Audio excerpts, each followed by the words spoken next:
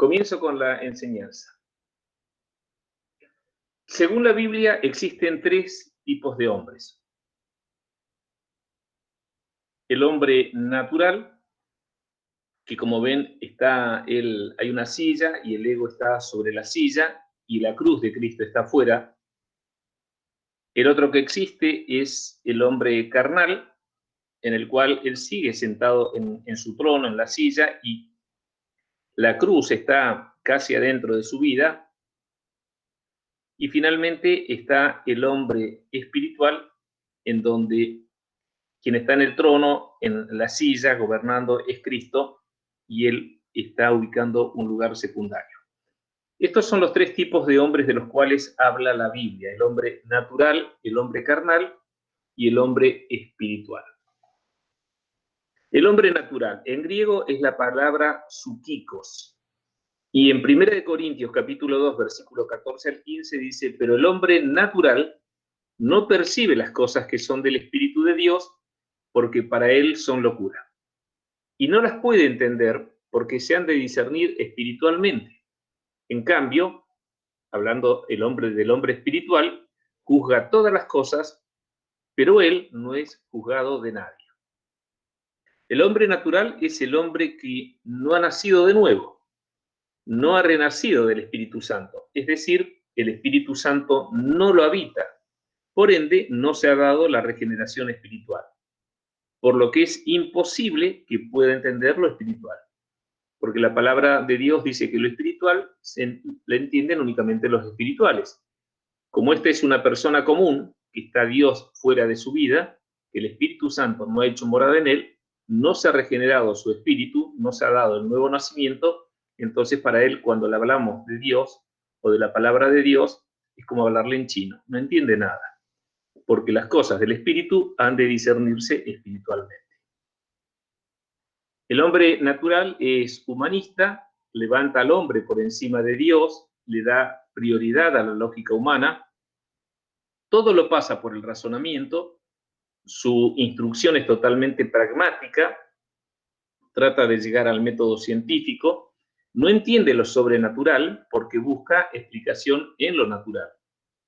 Intelectualiza el mundo espiritual, por eso busca porqués para todo, en realidad niega la eficacia de Dios.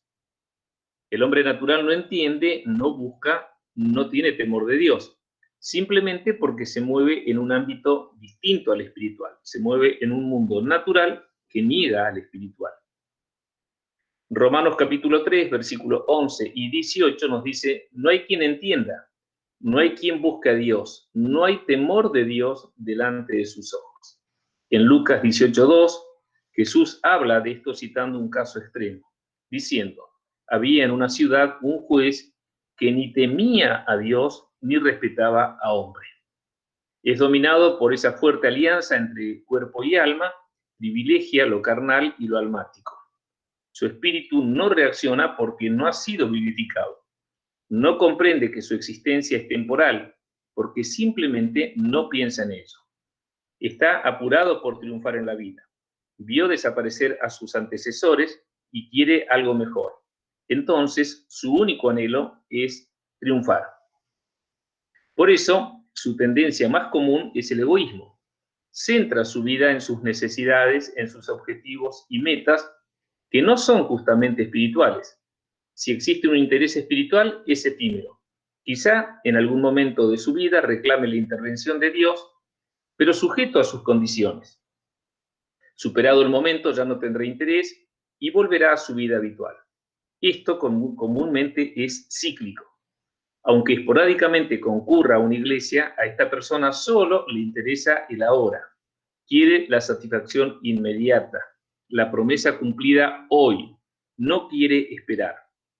Haya recibido o no respuesta de parte de Dios, más temprano que tarde se olvidará de él. E incluso, sustentado en su razón, lo negará.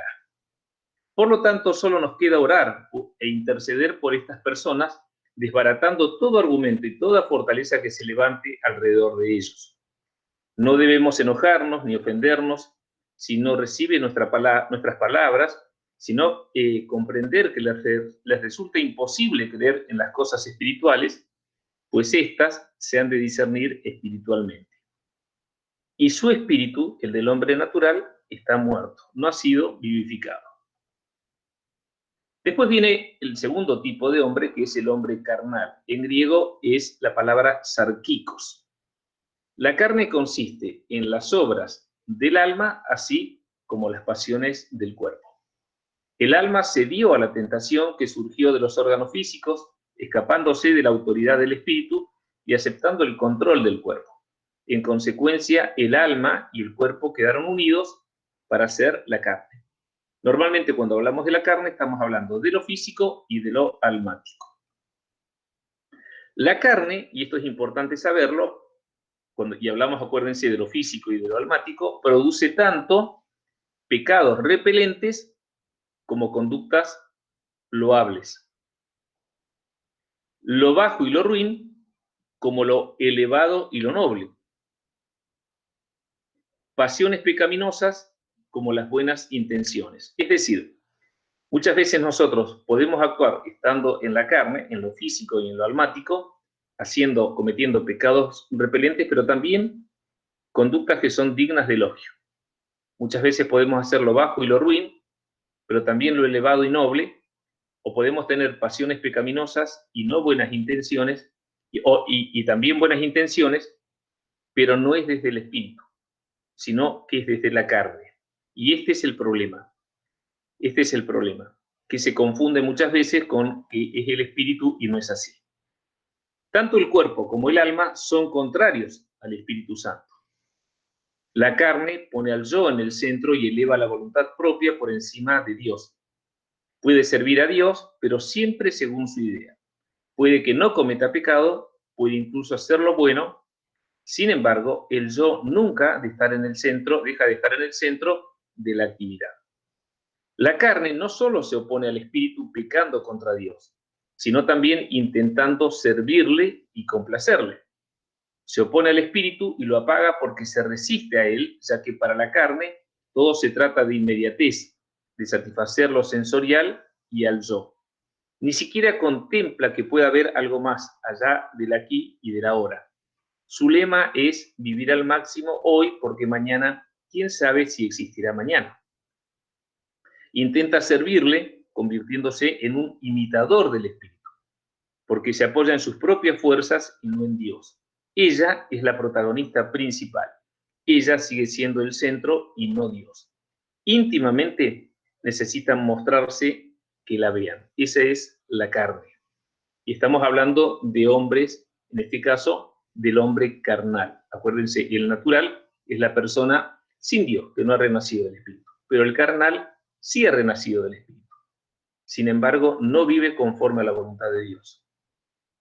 En 1 Corintios capítulo 3, versículo 1 al 4, dice, de manera que yo, hermanos, no puedo hablaros como a hombres espirituales, sino como a carnales, como a niños en Cristo.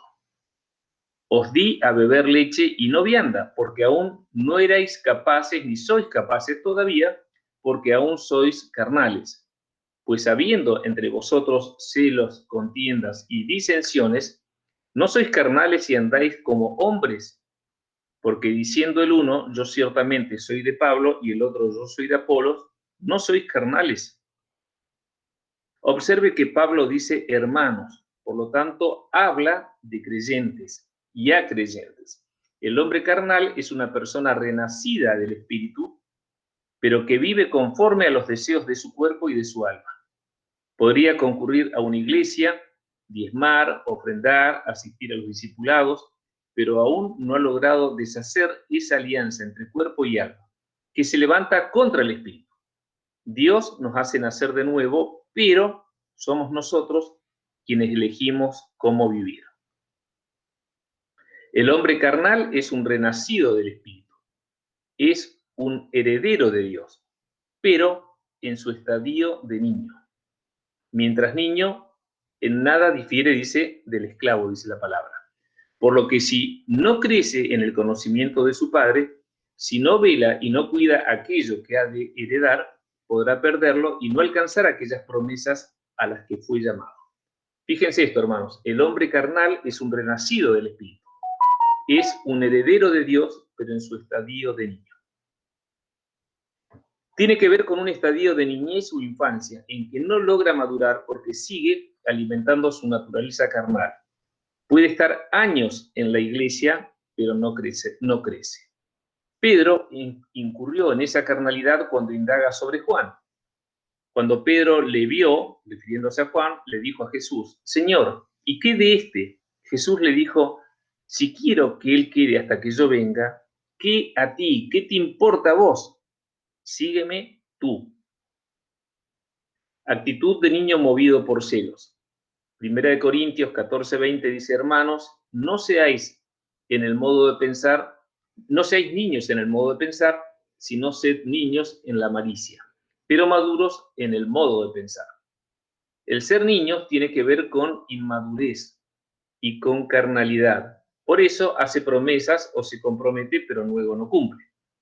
Mateo capítulo 21, versículos 28 al 30 dice: ¿pero qué os parece? Un hombre tenía 2 hijos, y acercándose al primero le dijo: hijo, ve hoy a trabajar en mi viña. Respondiendo él dijo: no quiero. Pero después arrepentido fue. Y acercándose al otro le dijo de la misma manera, y respondiendo él dijo: sí, Señor, voy. Y no fue. Responde por lo que siente en ese momento, pero no puede garantizar que lo cumplirá. El carnal siempre encuentra una justificación para su incumplimiento. Y si inicia algo, es poco probable que lo sostenga en el tiempo. En Apocalipsis capítulos 3, versículos 15 al 16 dice: yo conozco tus obras, que ni eres frío ni caliente. Ojalá fueses frío o caliente, pero por cuanto eres tibio y no frío ni caliente, acuérdense que habla Jesucristo, dice: te vomitaré de mi boca. Es algo repulsivo que provoca asco a Jesús. La carnalidad está directamente relacionada con la tibieza. Al igual que los corintios, una persona puede fluir en dones, pero no significa que sea espiritual. La palabra dice: por sus frutos los conoceréis, no dice por sus señales. En Efesios capítulo 4, versículos 13 al 15 dice: hasta que todos lleguemos a la unidad de la fe y del conocimiento del Hijo de Dios, a un varón perfecto. La palabra para perfecto en griego es teleios, que significa maduro, a un varón maduro, a la medida de la estatura de la plenitud de Cristo, para que ya no seamos niños fluctuantes, llevados por doquiera de todo viento de doctrina, por estratagemas de hombres que para engañar emplean con astucia las artimañas del error, sino que siguiendo la verdad en amor, crezcamos en todo, en aquel que es la cabeza, esto es Cristo. El carnal aún está verde, le falta madurar en la fe. Y esto no depende de su edad cronológica ni de los años que lleve en la congregación. Se trata que ha vivido livianamente la fe. Quizá haya cumplido, pero su corazón aún no comprende. Sus características son: ha nacido de nuevo, pero no anda en el Espíritu. Tiene más responsabilidades que el natural. Es gobernado por su naturaleza adámica, una fuerte influencia del alma. Hace promesas y no cumple. Es fluctuante, como la onda del mar. El hombre carnal es aquella persona en la que el Espíritu ha abierto una brecha en la muralla, pero los guardianes de la muralla del alma se resisten a rendir la fortaleza. En Apocalipsis capítulo 3, versículos 20 al 21 dice: he aquí, yo estoy a la puerta y llamo, y si alguno oye mi voz y abre la puerta, entraré a él y cenaré con él y él conmigo.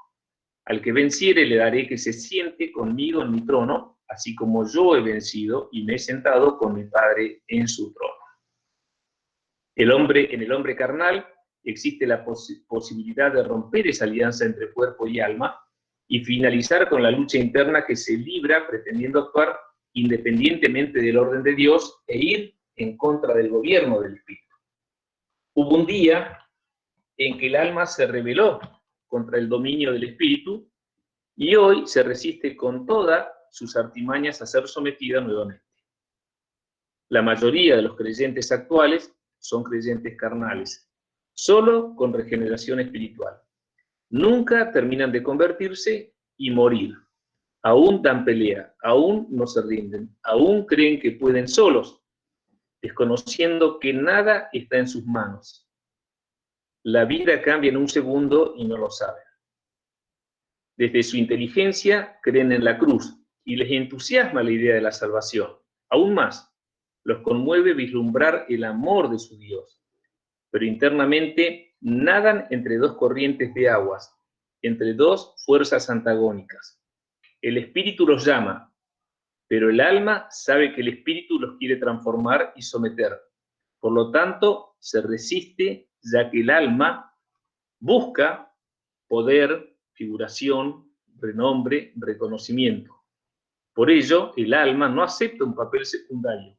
Quiere ser líder, quiere ser protagonista, y no tan solo eso, sino él quiere ser el protagonista principal. El alma fue y es rebelde. El alma es el yo. Cristo trata con el pecado. La liberación del pecado es un hecho consumado y definitivo por la obra de la cruz. El Espíritu Santo trata con el yo. Miren esto, es importante. Cristo trata con el pecado. La liberación del pecado es un hecho consumado y definitivo por la obra de la cruz. Pero el Espíritu Santo trata con el yo. La negación del yo tiene que ser una experiencia diaria. ¿Cuáles son las razones para no crecer? Porque quienes enseñan se centran solo en doctrina y se olvidan de incentivar al creyente a buscar el encuentro amoroso y personal con Dios. No hay amor sin relación personal. Es decir, que por más que conozcamos mucho la palabra, necesitamos imperiosamente pasar tiempo con Dios. Ahí sí, hermanos. Sí.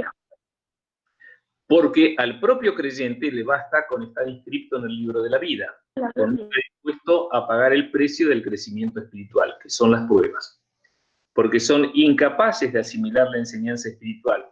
Toda su comprensión está en la mente y no tiene el poder de expresar en la vida lo que sabe.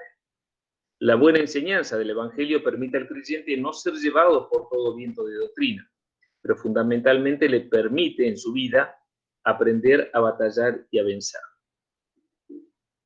Hay un pastor argentino que se llama Mario Bertolini, que es el que dice lo siguiente: no hemos sido llamados a vivir la vida en el vacío. Nacimos en un campo de batalla. A pesar que Cristo derrotó a Satanás en la cruz, Dios ha dejado aún aquí a su enemigo, para que aprendamos a luchar y a vencer. Batallar implica luchar, resistir, esforzarse, vencer obstáculos, entre ellos el miedo, y poner el cuerpo, arriesgar. Eso es batallar. Y entramos para ver ahora lo que es el hombre espiritual. En griego es la palabra neumáticos, como nombramos a las ruedas de los autos, neumáticos, porque tienen aire adentro, tienen neuma, espíritu, aire. El hombre espiritual ha nacido de nuevo y anda en el espíritu, a diferencia del carnal. Acuérdense, el hombre carnal había nacido de nuevo, pero no anda en el espíritu. El espiritual sí, ha nacido de nuevo y anda en el espíritu. Por su relación conoce a Dios, por lo que acepta, confía y obedece. Ante la adversidad, su alma se conmueve, pero su espíritu permanece inalterable porque sus ojos ven lo que no se ve. El hombre espiritual es maduro, su conversión es completa, vive su fe. Se equivoca, pero tiene temor de Dios, por lo que no practica el pecado. Él sabe quién será cuando las pruebas lo confronten. Él ha sido formado en la dura escuela de Dios. Adora a Dios en todas circunstancias, digamos, en las buenas y en las malas. Su alma no busca protagonismo. Muere él para que Cristo lo moldee. Está dispuesto a pagar el alto costo de su fe, lo que incluye a su familia. Sabe que es peregrino, que así como nació, morirá, y que su galardón está en los cielos. La palabra en 2 Timoteo 3:17 dice: a fin de que el hombre de Dios sea perfecto. Acuérdense la palabra teleión, maduro, enteramente preparado para toda buena obra. Maduro y perfecto son traducciones del mismo término griego de leión. Algunos autores traducen el término como adulto o como algo que llena el propósito para el cual fue creado. Habacuc 3, capítulo 3, versículo 17 a 18 dice: aunque la higuera no florezca, ni en las vides haya frutos, aunque falte el producto del olivo, y los labrados no den mantenimiento, y las ovejas sean quitadas de la majada, y no haya vaca en los corrales, con todo, yo me alegraré en Jehová, y me gozaré en el Dios de mi salvación. El hombre espiritual es perfecto, no porque no se equivoque, sino porque ante la adversidad sabe responder con madurez. Miren qué importante es esto. No porque no se equivoque, sino porque ante la adversidad sabe responder con madurez. Ante las angustias diarias, su alma se sacude, ya que vive en este mundo, pero su espíritu es inconmovible, porque sus ojos ven lo que no se ve. Digamos, vive por fe y no por vista. Segunda de Corintios, capítulo 4, versículos 16 al 18, dice: por tanto, no desmayamos. Antes, aunque nuestro hombre exterior se va desgastando, el interior, no obstante, se renueva de día en día. Porque esta leve tribulación momentánea produce en nosotros un cada vez más excelente y eterno peso de gloria. No mirando nosotros las cosas que se ven, sino las que no se ven. Pues las cosas que se ven son temporales, pero las que no se ven son eternas. La palabra del Señor se ha hecho vida en él. Guarda silencio y espera, porque sabe en quién confía. Por eso Salmos 37:7 dice: guarda silencio ante Jehová y espera en él. Acá tenemos en Hechos capítulo 7, versículos 55-56, dice: pero Esteban, lleno del Espíritu Santo, puesto los ojos en el cielo, vio la gloria de Dios y a Jesús, que estaba a la diestra de Dios, y dijo: he aquí, veo los cielos abiertos y al Hijo del Hombre que está a la diestra de Dios. Daniel dice en 2 Corintios 4:18, la palabra dice: no mirando nosotros las cosas que se ven, sino las que no se ven, pues las cosas que se ven son temporales, pero las que no se ven son eternas. Este es Daniel cuando fue echado al foso de los leones. El hombre espiritual sobrepasa el límite medio de las personas de este mundo y ha comenzado a alcanzar el verdadero sentido de su creación. Sabe que es un peregrino, que solo es un paso sobre la tierra, que su destino eterno nada tiene que ver con este mundo, que así como nació, también morirá. Él sabe quién decidirá ser cuando las circunstancias adversas lo confronten. Cuenta un pastor que al despedir a un discípulo que se iba al campo misionero, como último encuentro y consejo, puso sobre una mesa a la cual se habían sentado para conversar un vaso lleno de agua hasta su borde superior, y que le dijo que observara. Inmediatamente dio un fuerte golpe sobre la mesa y, por supuesto, el vaso derramó el líquido que tenía dentro. Entonces el pastor le dijo: la vida te va a golpear de esta manera, pero recuerda que cuando eso suceda, lo que va a salir de ti es lo que tienes dentro. En los momentos en que somos golpeados, y quizá muy duramente, es cuando realmente nos conocemos a cabalidad en cuanto a nuestro amor y fidelidad a Dios, no antes. El maestro bíblico norteamericano A.W. Tozer nos dice: miren esto que importante, hermanos, porque esto es lo que define prácticamente un hombre espiritual. Yo no creo que Dios use a alguien grandemente hasta que lo haya herido profundamente. Son mis heridas lo que quita todo lo que no se parece a Cristo y lo que determina si permanezco o me voy. Lo vuelvo a leer.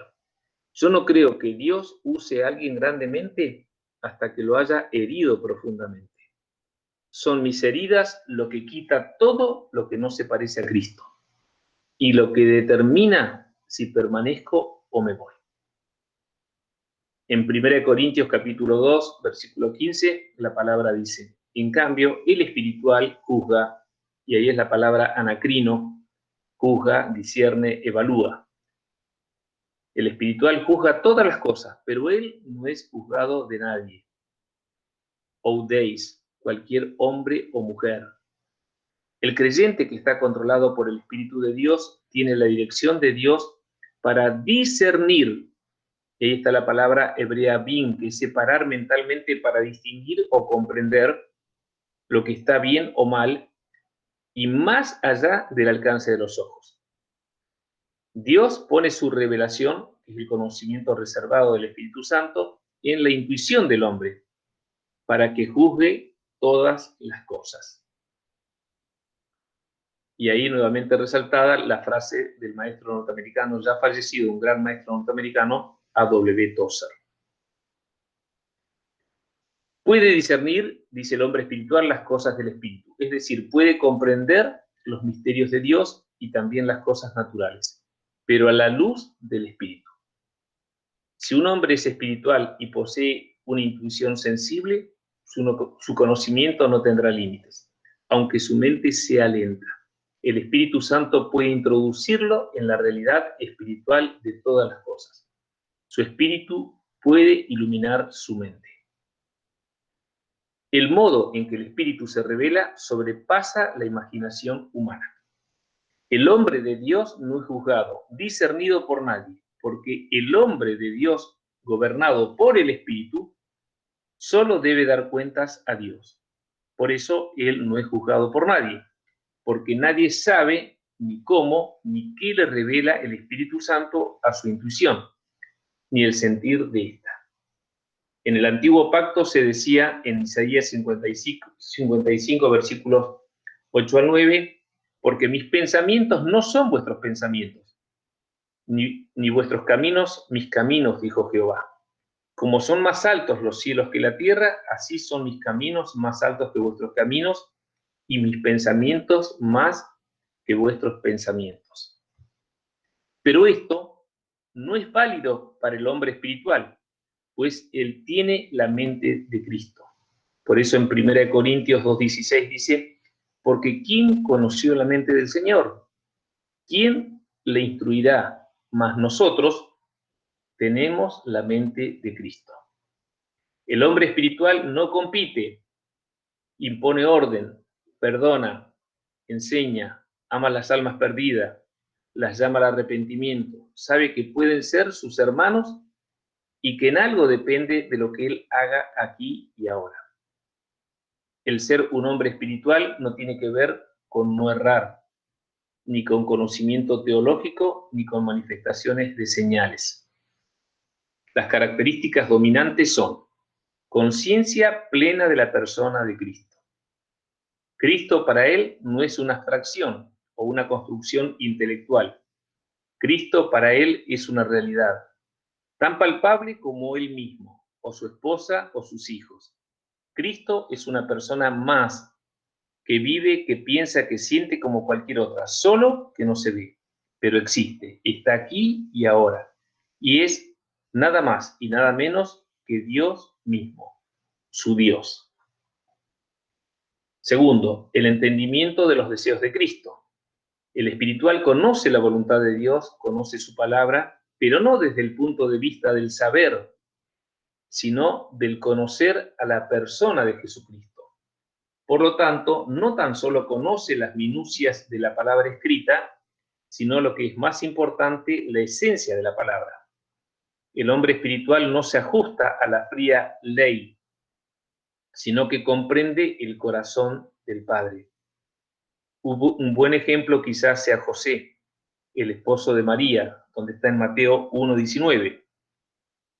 Nos hemos preguntado en este pasaje qué se entiende por justo cuando la palabra dice que José era un hombre justo.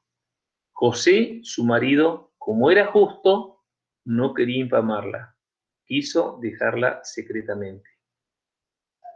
Esto, miren, es importante, hermanos, la diferencia entre saber y conocer, porque el saber es algo intelectual, pero el conocer surge a partir de una relación.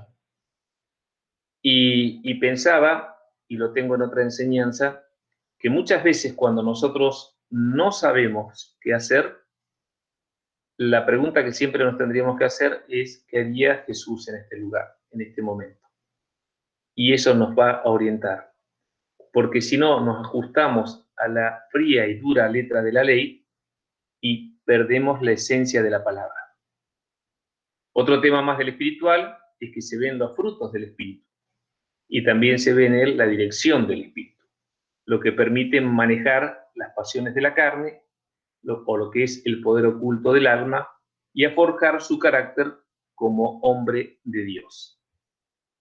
La palabra en 2 Corintios capítulo 4, versículos 7 al 10 dice: porque Dios, que mandó que de las tinieblas resplandeciese la luz, es el que resplandeció en nuestros corazones para iluminación del conocimiento de la gloria de Dios en la paz de Jesucristo. Pero tenemos este tesoro en vasos de barro, para que la excelencia del poder sea de Dios y no de nosotros. Que estamos atribulados en todo, mas no angustiados, en apuros, mas no desesperados, perseguidos, mas no desamparados, derribados, pero no destruidos, llevando en el cuerpo siempre, por todas partes, la muerte de Jesús, para que también la vida de Jesús se manifieste en nuestros cuerpos. No importan las circunstancias que vivo, porque sé en quién confío. Gálatas capítulo 2, versículo 20 dice: con Cristo estoy juntamente crucificado, y ya no vivo yo, mas vive Cristo en mí. Y lo que ahora vivo en la carne, lo vivo en la fe del Hijo de Dios, el cual me amó y se entregó a sí mismo por mí. Ahora, recién ahora podemos decir: ya no vivo yo, mas Cristo vive en mí. Diferencia entre vida espiritual y vida de iglesia. Una vida de iglesia o de congregación, ahí la palabra iglesia tendría que estar con minúscula. Una vida de iglesia o de congregación no siempre significa una vida espiritual. Muchas veces nos confundimos y pensamos que cuanto más trabajamos en la iglesia, más espirituales somos. Esto puede llevarnos a un grave error. Es cierto, las iglesias necesitan personas que dediquen tiempo a la obra, pero esa es una necesidad de la iglesia o de la congregación. Sin embargo, el creyente necesita crecer y asentarse como ser espiritual para que ese trabajo tenga sentido. Un error común en los cristianos es creerse espirituales por un trabajo carnal o por las manifestaciones del alma. Nada más erróneo y equivocado. Cuanto más trabaje con la carne, más carnal será. Y cuanto más trabaje con el alma, más almático será. Juan capítulo 3, versículo 6 dice: lo que nace de la carne, carne es. Y lo que nace del espíritu, espíritu es. La persona, en vez de morir a la carne y nacer espiritualmente, quiere trabajar la carne para ser espiritual. Tengo que orar, tengo que diezmar, tengo que congregarme, tengo que leer la Biblia, porque eso me hace sentir espiritual. Aquí tenemos una persona que trabaja de hombre espiritual. Necesita hacer una gran inversión de tiempo y un trabajo tremendo para sentirse espiritual. El secreto es que todas estas cosas, si las hace un espiritual, pero porque es espiritual, no para hacerlo, ni para sentirse espiritual, y mucho menos para parecerlo. Para el hombre espiritual, hacer esas cosas es como respirar. La carne sabe que es perecedera, que tiene un fin. La carne le cree a la muerte y bien hace. Por lo tanto, tiene que controlar sucesos para asegurar la vida y alejar la muerte. Sin embargo, el hombre espiritual no necesita controlar nada, porque sabe que nada pierde, que solo la carne muere y que todo tiene un control superior, sublime, perfecto, que descansa en la fe del Hijo del Hombre. Juan capítulo 3, versículo 8 dice, el viento sopla de donde quiere, y oyes su sonido, pero no sabes de dónde viene ni a dónde va. Así es todo aquel que nace del Espíritu. El hombre espiritual vive absolutamente confiado en las manos de Dios, pero sin saber, no tan solo qué será mañana, sin saber lo que será dentro de un instante. No intente corregirla a la carne, no intente cambiarla, eso es imposible. La carne será carne, nunca será espíritu. No hay medias tintas. Si se quiere ser espiritual, todo lo carnal que gobierna nuestras vidas debe morir.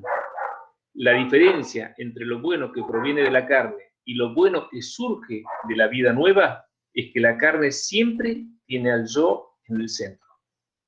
Se puede ser un hombre espiritual en un minuto o en un segundo, si se muere a la mentira y se nace a la verdad. La verdad llega a nosotros y nos muestra el sentido de la vida y nos damos cuenta que todo lo demás no tiene importancia. Juan capítulo 3, versículo 6 dice, Jesús le dijo, yo soy el camino y la verdad y la vida. Y nadie viene al Padre sino por mí. Y acuérdense este pasaje que es importante. No dice nadie va al Padre, sino nadie viene al Padre. Llegando a Cristo llegamos al Padre. Nadie viene al Padre sino por mí. No, nadie va al Padre. Y acá terminamos. Dice, y aunque era hijo, por lo que padeció, aprendió la obediencia. Y habiendo sido perfeccionado, vino a ser autor de eterna salvación para todos los que le obedecen. Pongo una canción y terminamos, hermanos.